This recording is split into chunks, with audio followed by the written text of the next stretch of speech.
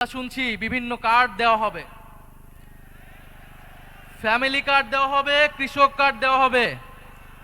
আমরা চাই কার্ড দেওয়া হোক, জনগণ সুবিধা পাক, কিন্তু এই কার্ড জনগণ পর্যন্ত পৌঁছাবে তো?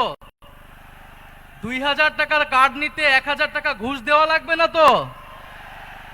তাহলে ঘুষ, চাঁদাবাজি সেটা যদি আমরা নির্মূল না করতে পারি, এই সকল সুযোগ সুবিধা কি জনগণের কাছ পর্যন্ত পৌঁছাবে?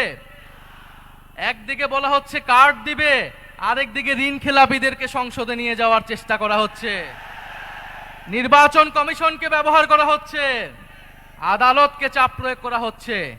ফলে এ কেমন দ্বিচারিতা?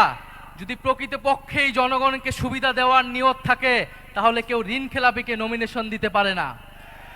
যারা ঋণ পরিশোধ করে নাই, তারা সংসদে গেলে আপনার মনে হয় তারা ঋণ পরিশোধ করবে? আর এরা আবারও ঋণ নিবে, এরা আবারও টাকা লুট করবে, এরা আবারও টাকা পাচার করবে বিদেশে।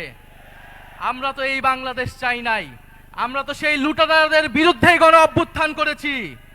পরে নতুন কোন লুটেরাদের আমরা ক্ষমতায় যেতে দেব না, বাংলাদেশের জনগণ তাদেরকে ক্ষমতায় যেতে দিবে না।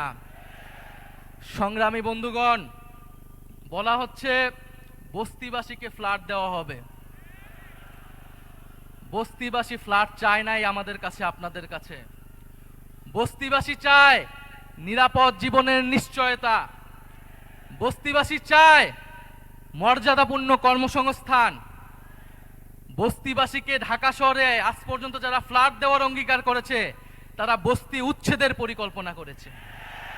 তারা বস্তিতে আগুন লাগিয়েছে, বলা হয়েছে আপনাদেরকে ফ্ল্যাট দিব, আপনারা বস্তি থেকে উচ্ছেদ হন। আমরা, আল্লাহ না করুক, হয়তো এই ধরনের কোনো প্ল্যান নাই। জান্নাতের মালিক আল্লাহ, অবশ্যই মহান সৃষ্টিকর্তা, আর ভোটের মালিক জনগণ। ভোটের মালিক নাগরিক, দেশের মানুষ বুঝে গেছে, বুঝে যাবে আরো দ্রুতই যে কারা নির্বাচনের আগে প্রতারণা করছে, কারা দেশের মানুষকে ঠকাচ্ছে, কারা সংস্কারের বিরুদ্ধে অবস্থান নিচ্ছে।